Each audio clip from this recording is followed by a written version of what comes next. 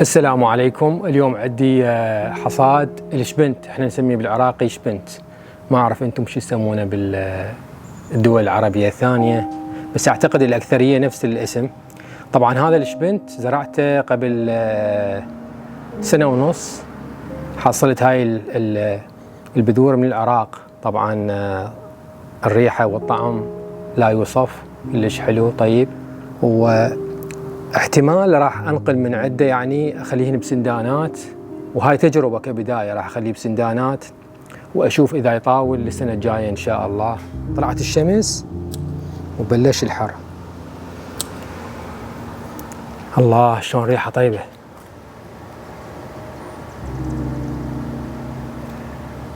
طبعا ريحته كلش طيبة، واكيد الطعم.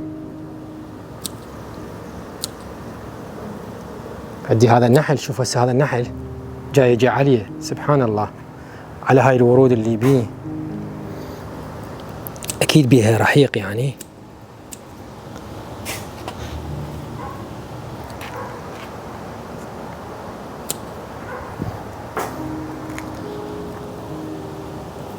طبعا احنا استخدمناه كم مرة يعني بالطبخ، وطعمه كان يعني رهيب.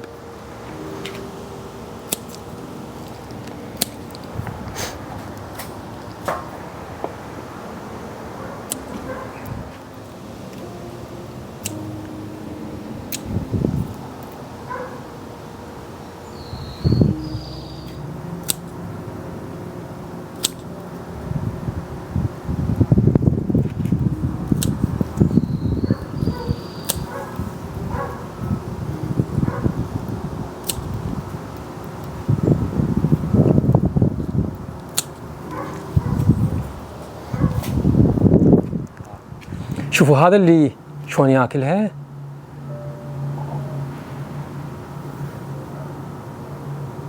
جاي تشوفون هاي الدودة،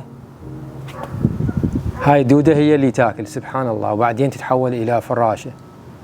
خلي أقربها على الكاميرا وتشوفوها.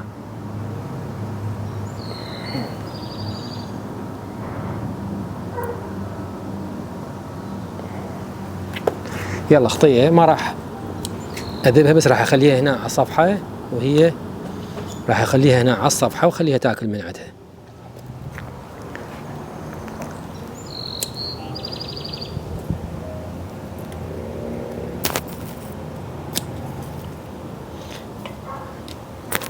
شنو اليوم هاي الحيوانات كلها هنا مجموعة. هذا شنو هذا؟ احنا نسميه هذا غزيل.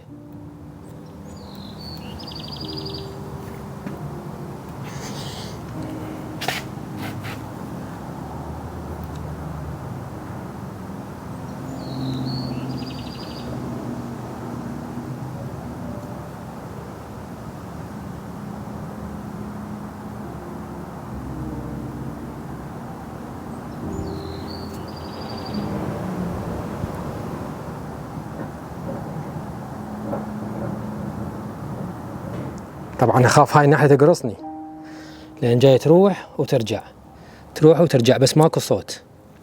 النحل بالعادة لا يطلع صوت يم اذانك انه هذا جاي يهددك، جاي يقول لك استعد، لو توخر لو تنقرص. طبعا انا متأكد انه اذا اترك هذا كل سنة راح يطلع، ولهذا السبب راح اخلي قسم من عنده بالسنادين، واجربه ان شاء الله للسنة الجاية.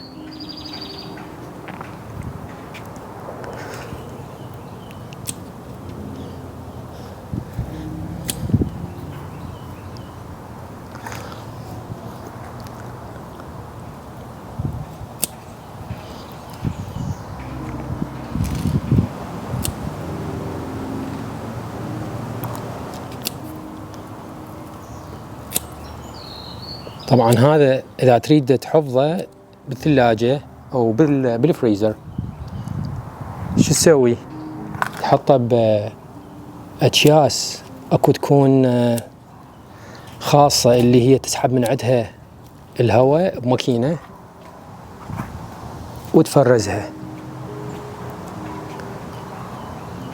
وتبقى يعني تقريبا سنة سنتين بالفريزر، ما بيها أي مشكلة. لأن شنو أكياس محكمة وما يدخل لها هواء.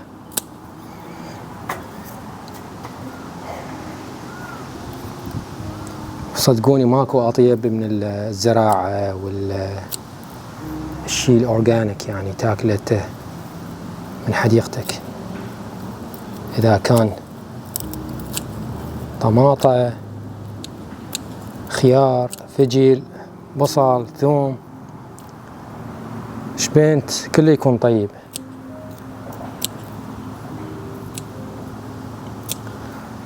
وعلى فكرة أنا راح أزرع إن شاء الله بهاي المكان، راح أغيره إلى نعناع. عندي نعناع كنت زارعه هناك، وهسه قررت إنه أزرع بهذا المكان، وأزرع الشبنت مو هاي السنة، راح أزرع إن شاء الله السنة الجاية، مو هاي السنة، السنة الجاية. وعلى فكرة أنا هم أحب أنطي من عند أصدقائي بثواب الموتى.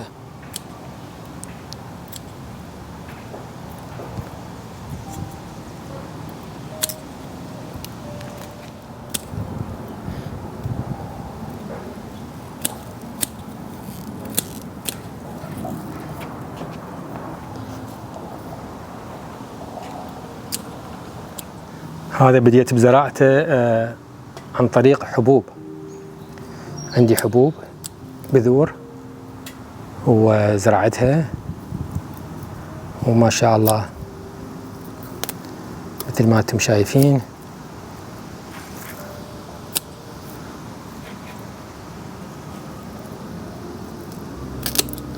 والزراعة الله مبارك بيها، من تزرع، لأن أنت من تزرع مو بس إلك تزرع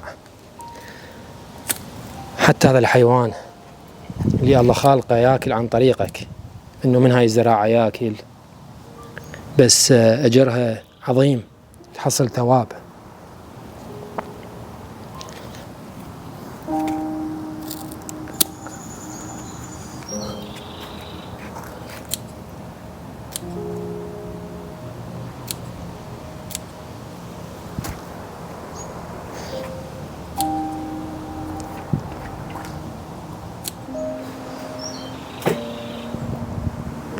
أعزائي حصلت كمية ممتازة مثل ما انتم شايفين طبعا، وغير العطر الطيب والله هيك يفوح من هذا الشبنت. هسه وصلت إلى أن أختم الفلوج. شكرا على المشاهدة، ولا تنسون الدعم والاشتراك والسبسكرايب. تحياتي للجميع، في أمان الله.